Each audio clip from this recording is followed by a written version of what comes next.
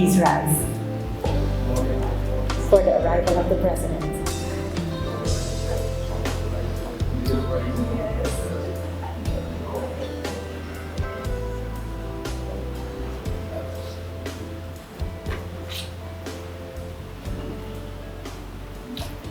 Please remain standing for our national anthem song by Mariana Cornet.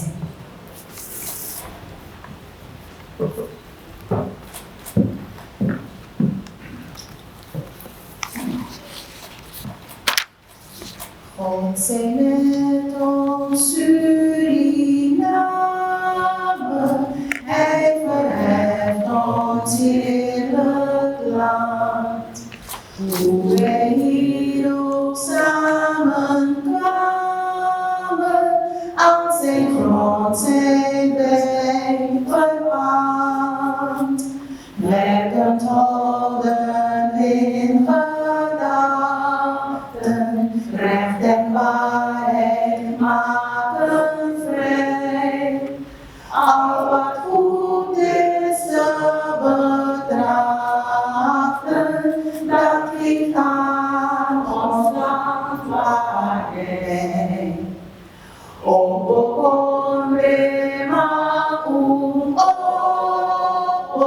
Strana brume cariu, wan sopeta taco,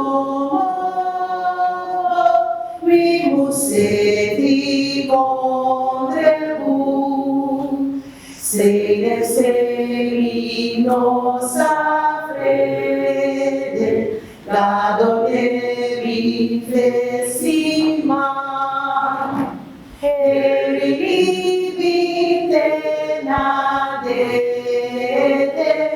Bisa petigi sana.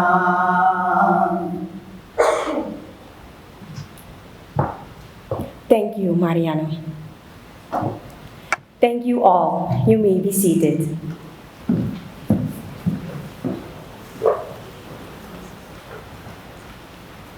The President of the Republic of Suriname, His Excellency Chandrika Persat Santokhi, Minister of Foreign Affairs, International Business and International Cooperation, other members of the Council of Ministers, Ambassador Conrad Enel, our special guest, NJ Ayuk, CEOs of oil companies and businesses, esteemed ladies and gentlemen. On behalf of the SAS 2025 team, I welcome you all to this distinguished symposium.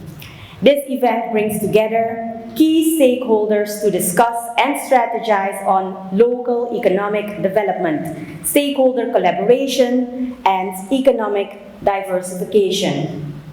On a rainy afternoon in Suriname, after closing a major energy conference, two entrepreneurs, Ilyana Ferber and Vanessa G. Jacob, found themselves inspired. They recognized a pressing need to raise awareness among stakeholders about creating local content opportunities and driving economic diversification. The idea of an awareness event emerged as the perfect solution to this mission. To achieve this, they envisioned bringing in international leaders capable of igniting passion and enthusiasm among the Surinamese people. And today is the result of their beautiful dedication and hard work. May I invite on stage Ilyana Ferber.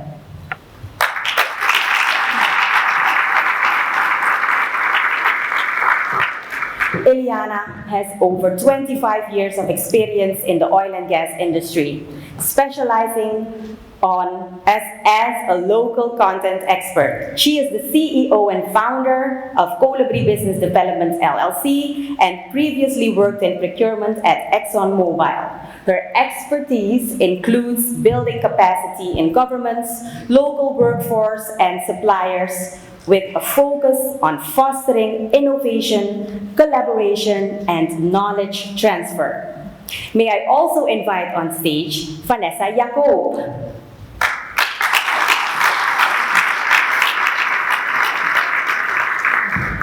As a respected expert in her field with over 2 decades of experience in the oil and gas industry across multiple countries with a proven track record, she aims for the brightest minds in innovation. As a successful author and goal-oriented business development management consultant, she is driven to exceed growth and success. She is the CEO and founder of Sheriff Consultancy. And may I also invite on stage Lucille Drillinger Fernandez.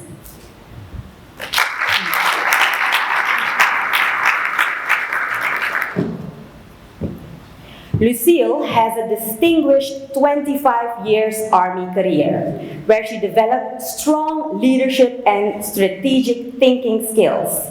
She also has over a decade of experience in protocol and high-profile security, having served multiple presidents. As a dedicated diplomat and co-founder of Elite Defense Consultancy, she has significantly contributed to international relations, economic growth, and entrepreneurship. May I ask a warm applause for this team of SAS 2025, our amazing female team, all-female team. Thank you very much, ladies. You may be seated.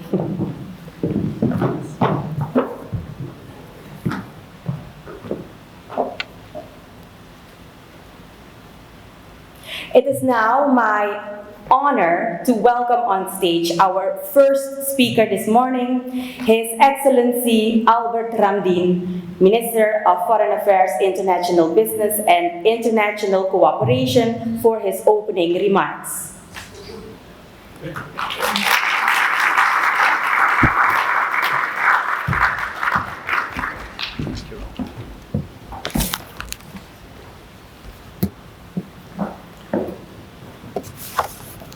Good morning. Good.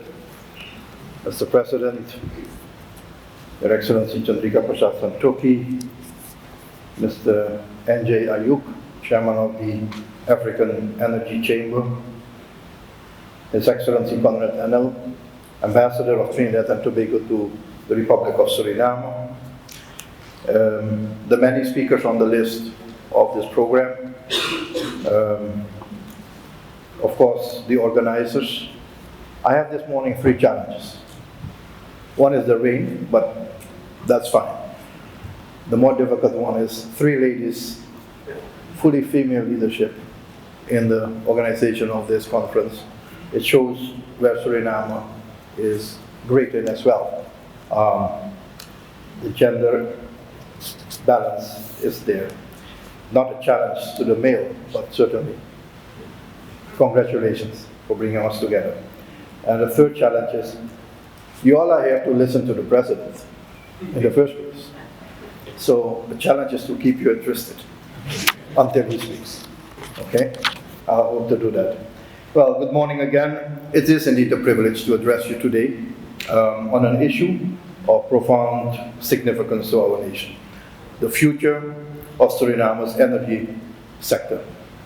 Energy is, as you all know, the lifeblood of our economic growth in many industrial sectors. And its availability directly influences our prosperity, our well-being. Yet, we must ask ourselves this question: where will our energy ultimately come from in the years ahead?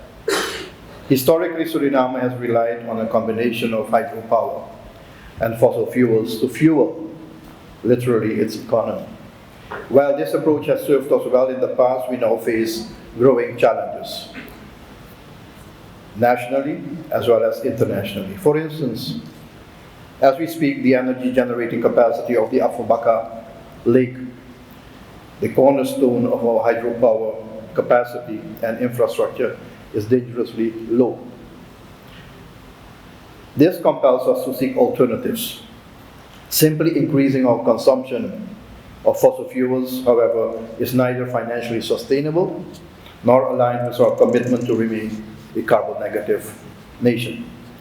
So with this in mind, we stand at a critical juncture, at a critical crossroad in the energy sector. Continuing or expanding our reliance on fossil fuels will have disastrous consequences ultimately for our environment, our economy, and our global standing. So where does wisdom lie? And this is the awareness we must have, and this discussion must be throughout the society at all levels.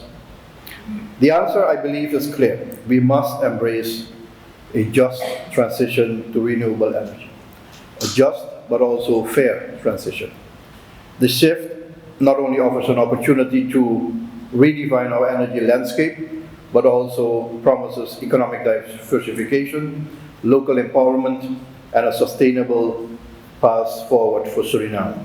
Suriname is blessed, as we all know, with abundant renewable energy opportunities, hydropower, solar, and wind, and we must leverage them to build a cleaner, more resilient future.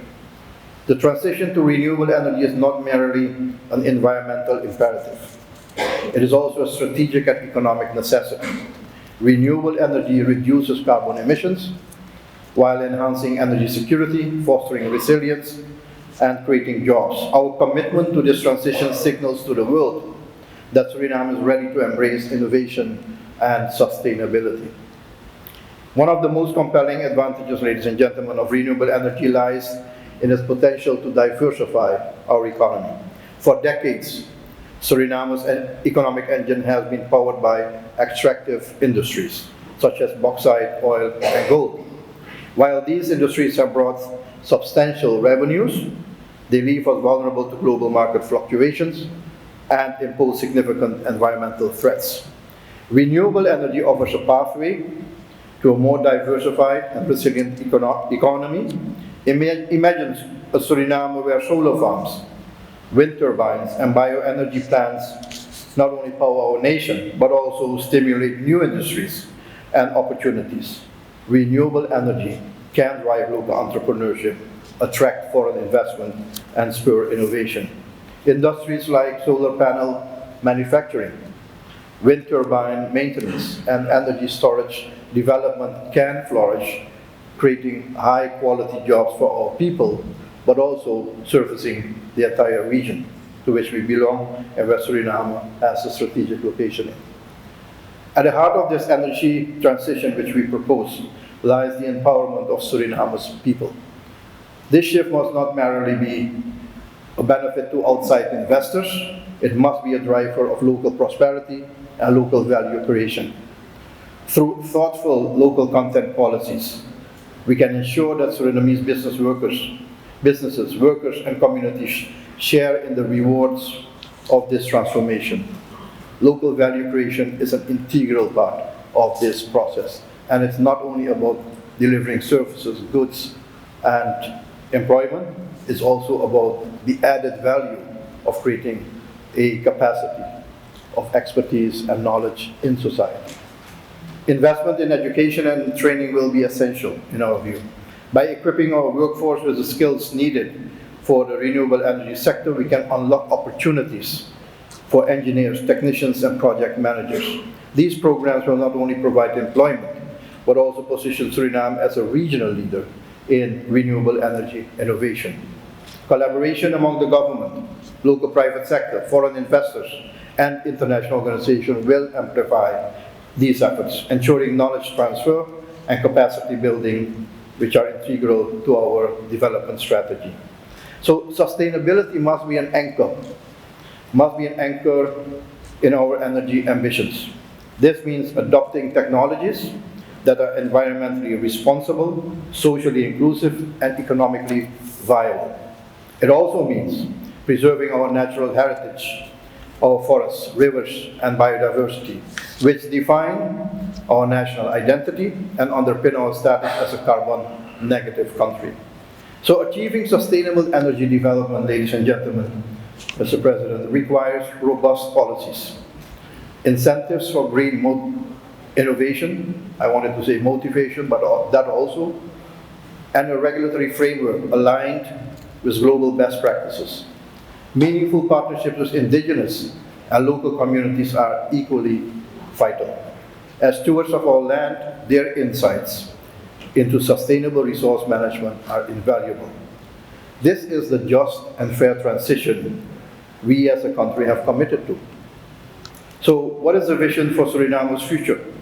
And as we embark on this transformative journey in the energy sector, including, on the other side of the coin, an upcoming carbon trading industry, let us envision a Suriname that inspires the world with its renewable energy leadership.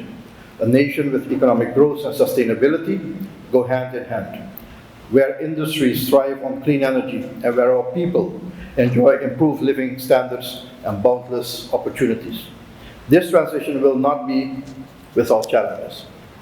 It will require a mindset change of the people and significant investment, meticulous planning, and unwavering determination of all involved. But I am confident that through the collective efforts of our politicians, policymakers, members of parliament, the government, the private sector, civil society, trade unions, and whole of society approach with international partners, we can overcome these challenges and secure a brighter and greener future for Suriname. So, ladies and gentlemen, in closing, the energy transition is more than an environmental and economic necessity for Suriname. It is our pathway to economic resilience, social empowerment, and global leadership. Let us seize this moment to redefine our destiny and inspire others to follow in our footsteps. Together, we can build a future powered by the boundless energy of the sun, wind, and water, and driven by the immense potential of our people and their collective efforts. I thank you very much, and I wish you a great conference.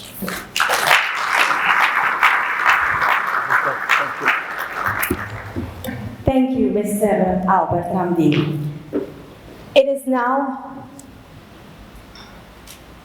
now my honor to invite on stage His Excellency Chandrika Persat Santokhi, President of the Republic of Suriname, for his opening remarks.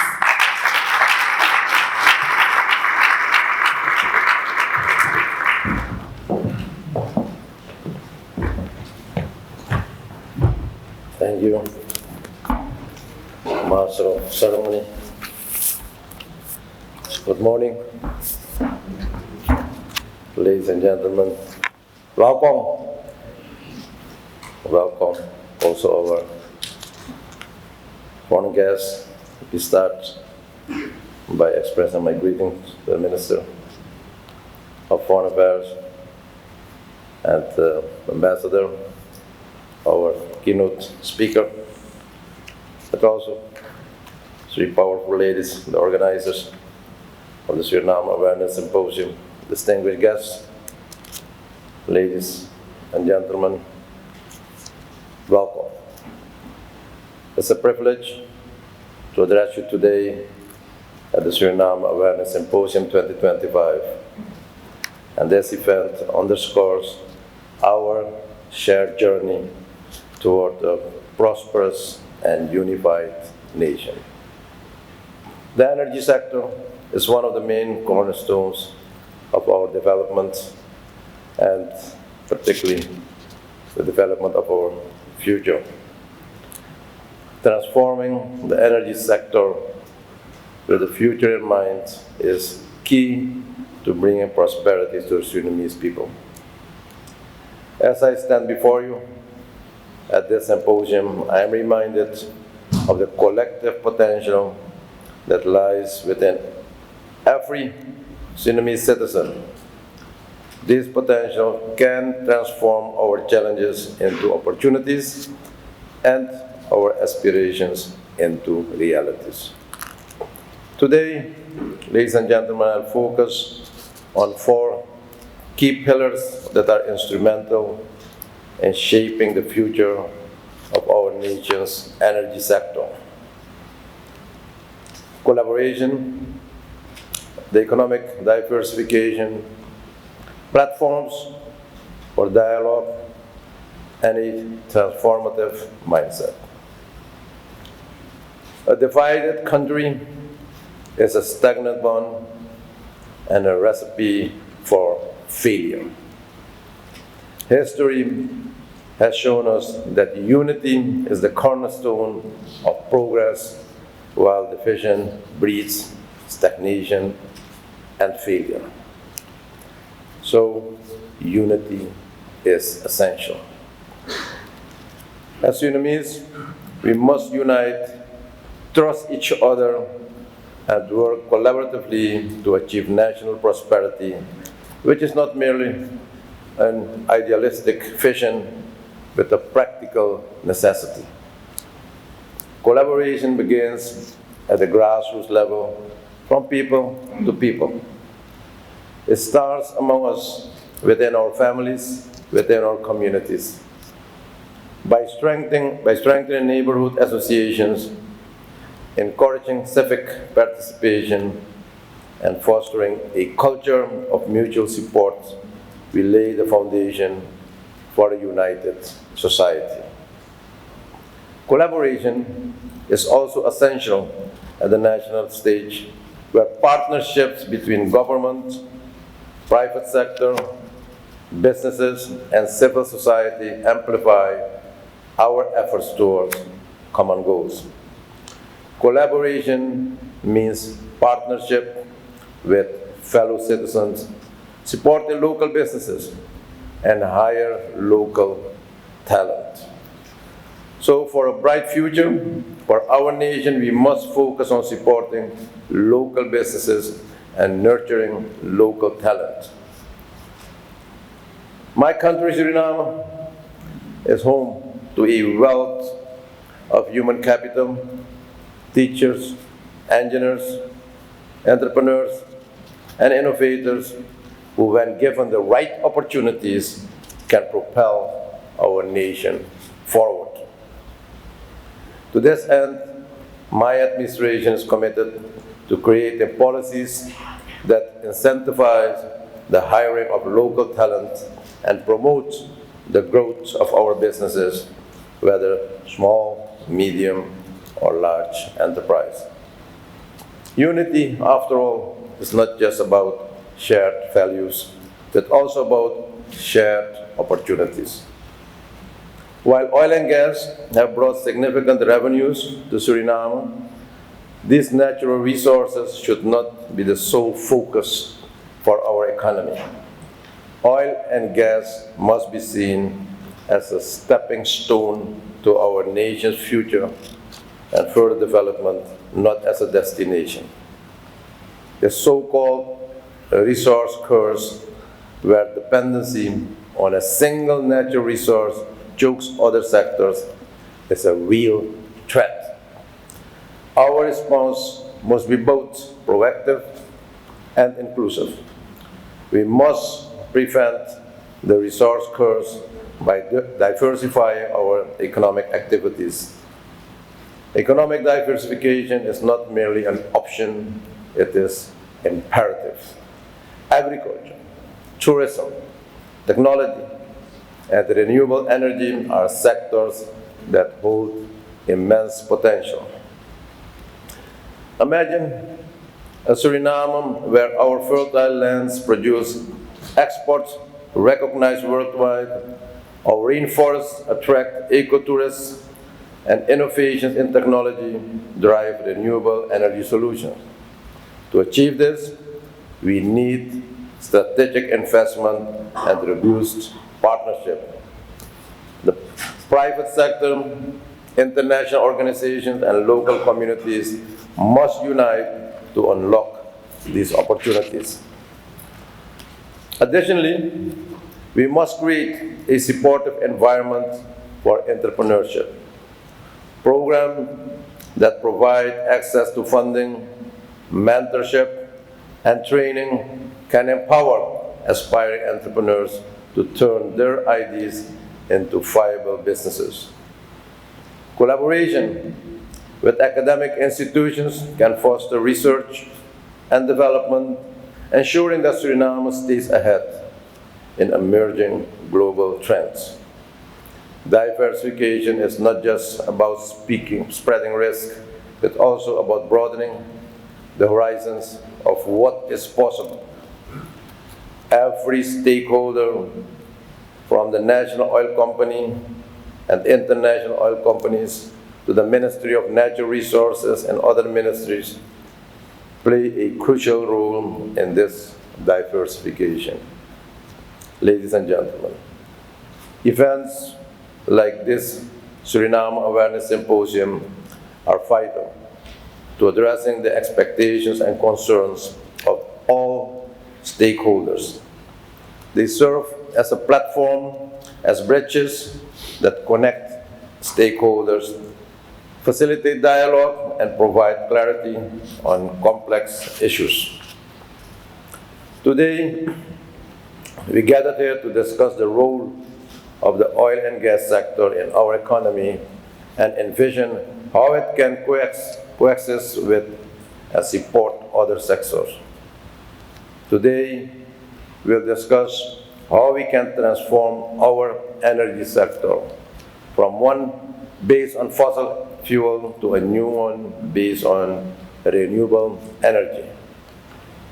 We cannot assume that our citizens fully understand how the oil and gas sector operates, how they will benefit from it, or how they can contribute.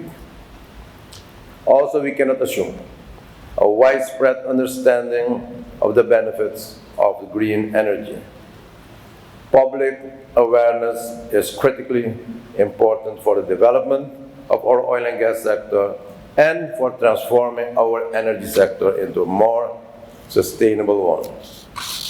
Citizens cannot meaningfully contribute if they do not understand the stakes, the opportunities, or the challenges. This symposium offers an opportunity to listen, to discuss, and to engage with all stakeholders. We must listen carefully to each other and to make informed and inclusive decisions. Excuse me.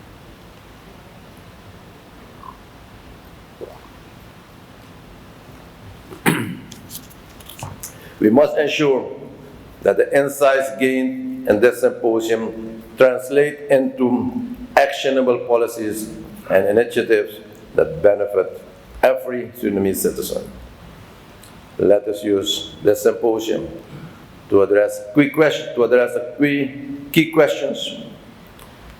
How can we ensure transparency and accountability in management in our natural resources?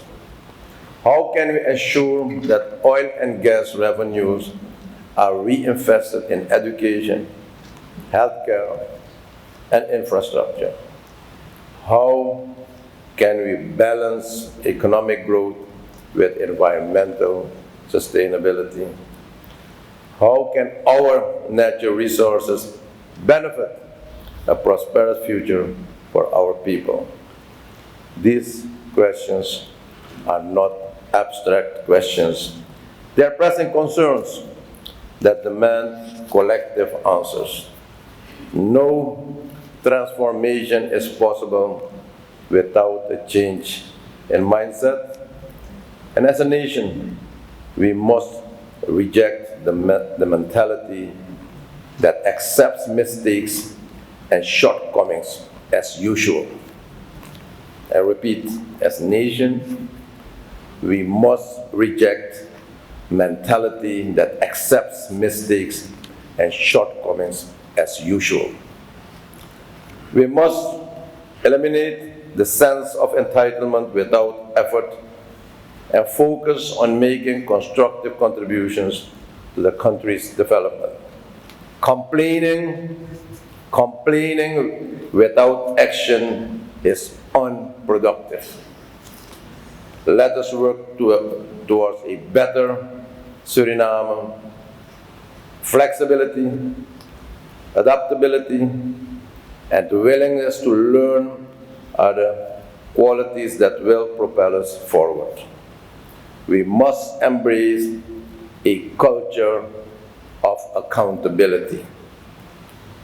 We, public servants, the private citizens, must take ownership of our roles in building a better Suriname. Let us channel our energy into constructive efforts, whether we volunteer in our communities, mentor the next generation, or contribute to national debates. Every action counts. The education of our youth plays a critical role in this shift. Our schools must impart knowledge and instill values of responsibility, resilience, and innovation. By nurturing a generation of critical thinkers and problem solvers, we can assure that Suriname's future is in capable hands. Ladies and gentlemen, in conclusion, the path to a prosperous Suriname is not easy, but it is a journey worth undertaking. It requires collaboration, diversification, dialogue, and a transformative mindset. Ladies and gentlemen, when we leave this symposium, let us do so with a renewed commitment to these principles. Suriname's potential is immense. Together, we can harness it to build a nation that is rich in resources, opportunity, innovation, and unity. Let us work together to make a vision a reality.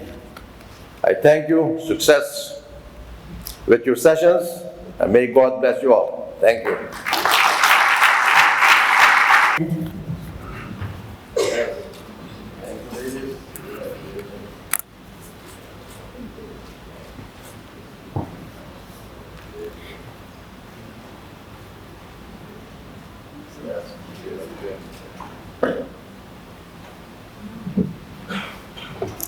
And now, I would like to request your attention for our special keynote speaker this morning, Dr. N.J. Ayuk, Executive Chairman of the African Energy Chamber, a leading authority in the African energy sector and a strong advocate for African entrepreneurship and development. N.J. Ayuk is recognized as the foremost figure in African business. He is the executive chairman of the African Energy Chamber, an organization at the forefront of the African energy industry and championing industry development, investments, and local economic empowerment through the elimination of continent-wide energy poverty. As a renowned dealmaker, NJ is also founder of the Pan-African Full Suite Law Conglomerate, CLG, formerly Centurion Law Group. May I invite on stage our special keynote speaker, Dr. N.J. Ayuk, Executive Chairman of the African Energy Chamber.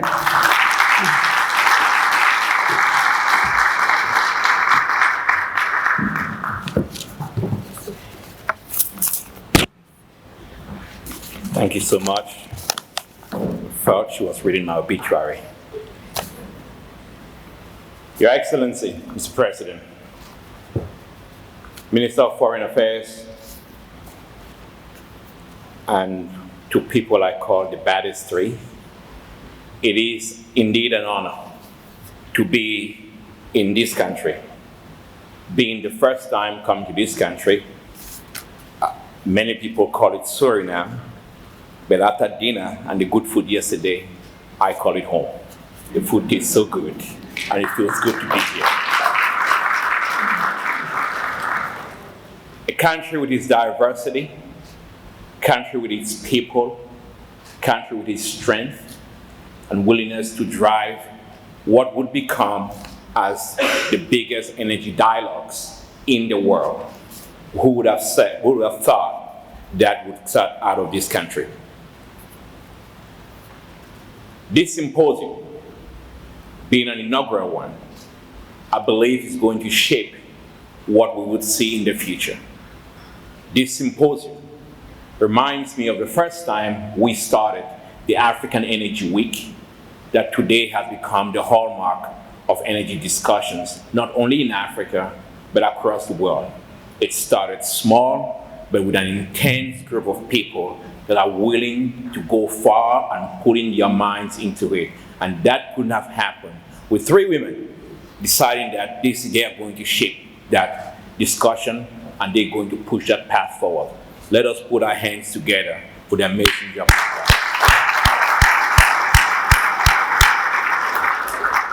Mr. President, I come from another continent where everybody calls it home as well, Africa. The African Energy Chamber started in 2018. We felt deprived of what the energy industry had to offer. The resource cores that you very rightly discussed and described, and also lagging behind in the energy sector. A few young people and the energy industry, mostly African, teamed up and said we're going to create an advocate for our own industry, correcting the resource costs, dealing with what has not gone right in our industry, because at the end, we would have to shape that industry ourselves. And I think Suriname is doing the same. With 18 companies starting, today we have 4.2 million members, bigger than some countries. And that is what we've become the biggest force today, driving and pushing for energy poverty across our continent, spurring development within Africa, but also calling to actions the right kind of things and shaping an enabling environment. Energy is always a big issue that drives the world. Energy poverty. May I talk about Africa a little bit? And I think that's my job. I wouldn't come here without mentioning that. It is an issue. I live in South Africa, where 8 to 10 hours a day, we had load shedding. Africa's most industrialized nations ends up being in the dark.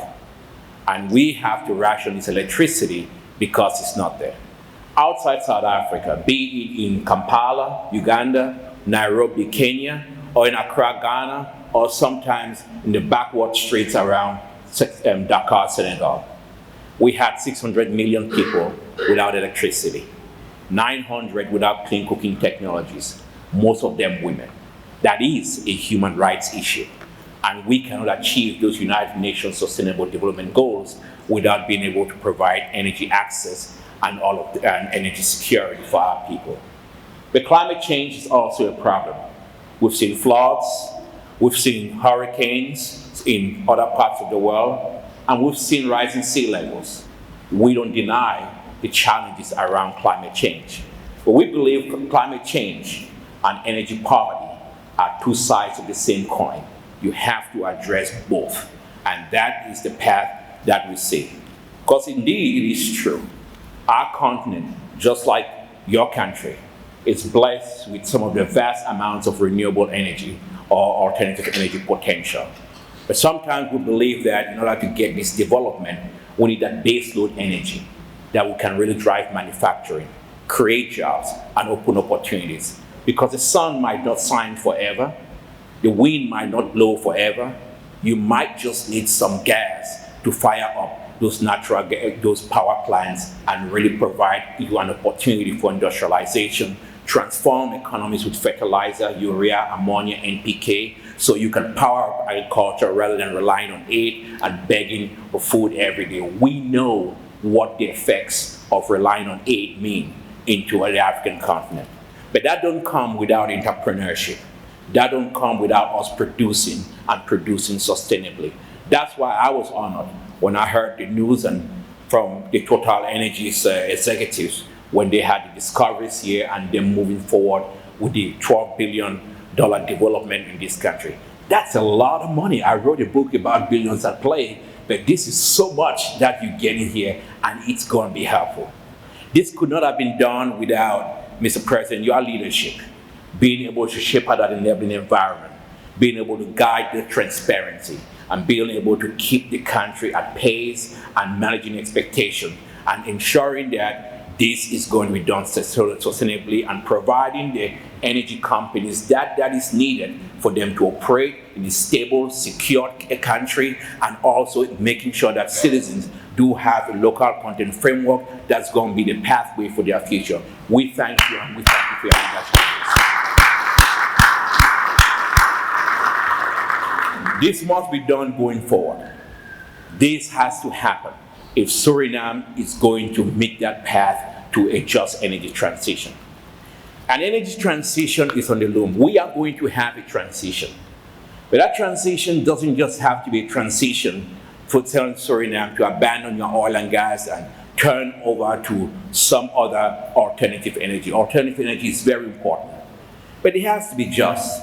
Because the truth of the matter is that for those that have used the fossil energy to get and develop their countries, drive Western civilization, improve life expectancy, and really increase their development, it is a little bit unfair when coming to Suriname was announced. I got one of the journalists called me and said, "Why are you going to Suriname?" I said, "Why not?" So, well, you know, I think you're going to support them producing oil.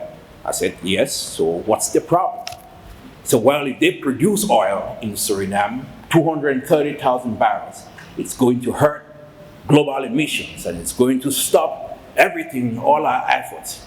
Suriname is going to be what they call a carbon bomb. Like, that's new to me. And don't you think they should stop producing? And I felt it was a little bit arrogant, to be honest. And I said, "Well, what country are you from?" He said, "I'm from there." I won't mention them in the name. I don't want to get you in trouble. Then I told him, I said, "Why don't you stop producing? You've produced enough.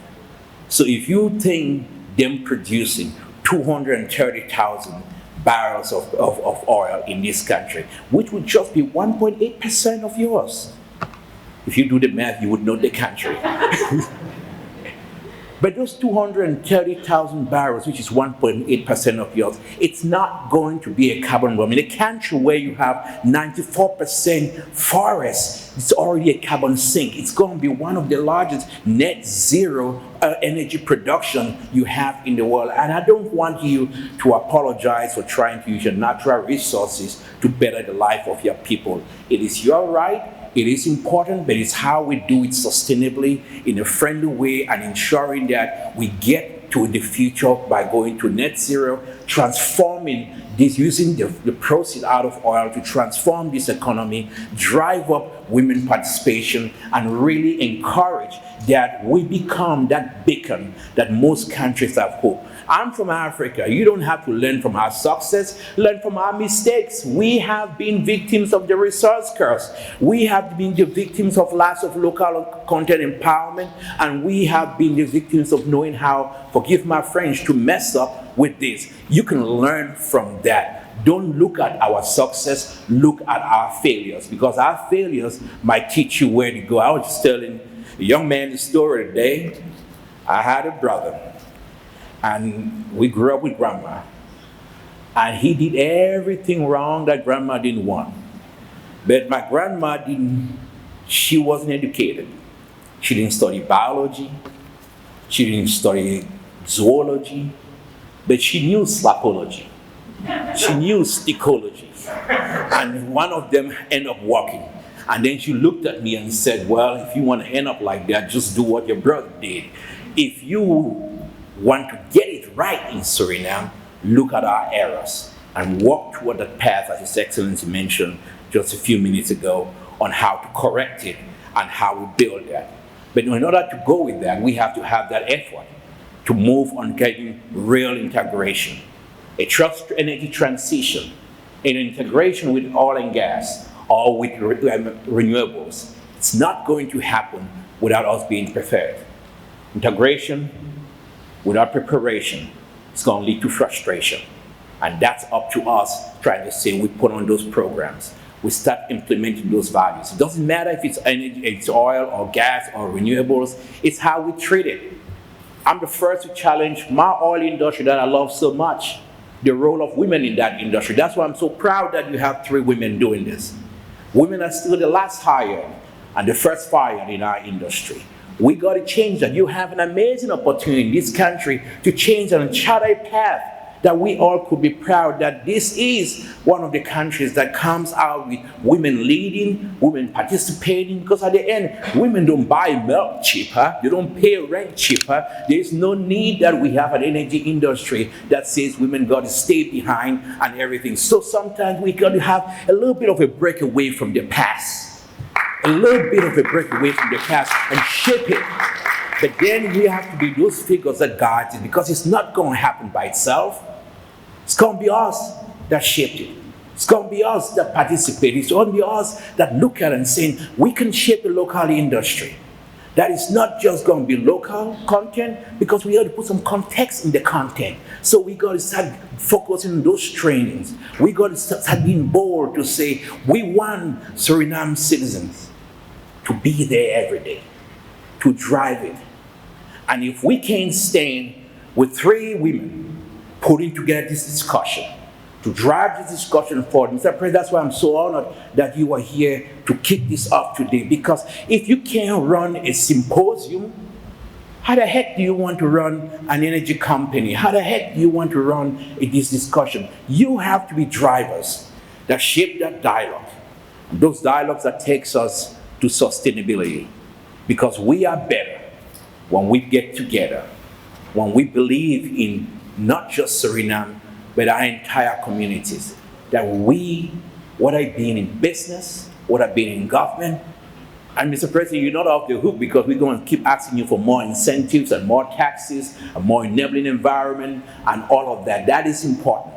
But we in business, we have an obligation to look at this country and say, we can get what we've done wrong in oil, we can get it right. And the oil industry can only do that, becoming active participants, cutting our arrogance. We've had a lot of arrogance. That's why sometimes more young people want to work for Google or Amazon. They don't want to work for oil companies. But we got to cut our arrogance. And I say that somebody who has championed drill, baby drill, globally, when it was a bad word to say, we championed it. But we need to humble ourselves a little bit and be part of a country that's humbled itself, that's welcomed us, and that has opened up the space. That you from the airport, driving into the city, seeing grain, seeing people welcoming, and I got to say, man, that nan I had that fish was so good. I want to go back and I want to come back every day. What do you call it, the ban? That was good. But we can really go beyond good food and beyond great hospitality as an energy industry to be active participants and citizens in the development of this country. When we do that, Suriname can be where we send a message that our industry is better. It has changed how we look at citizens, how we hire them, how we look at women, how we promote them, how we look at young people, how we embrace them, but also how we look at us ourselves. That those issues around ESG, we believe in it. Nobody loves the environment more than we do. We love the environment. We can do both. And that is a just energy transition. Thank you so much for having this little country boy in your country. And I really appreciate you guys welcoming me and making this place for me a place where I can also call home. Thank you, Mr. President. Thank you very much. Yes, Mr. Dr. MJ, may I ask you to remain on stage for just a few seconds? And may I also invite on stage His Excellency Chandrika Persat Santokhi, the President of the Republic of Suriname, because Dr. NJ had a special gift for our President.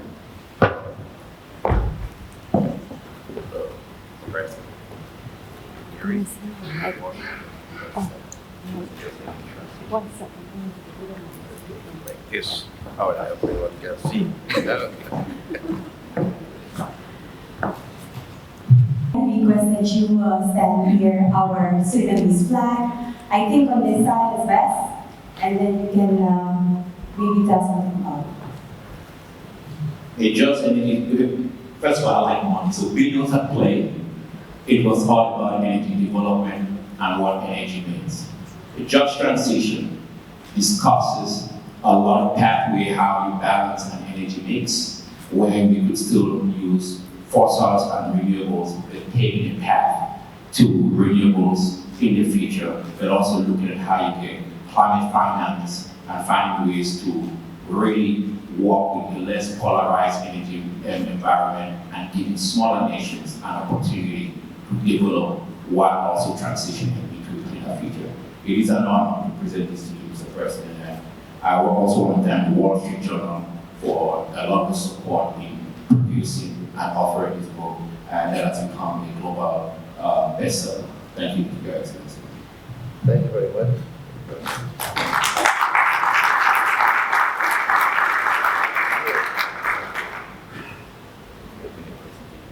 Okay, great. Thank you, gentlemen. Two beautiful books written by N.J. Ayuk.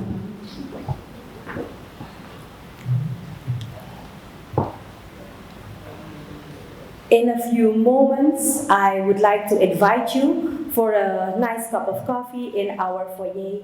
But first, of course, the president will be the first one.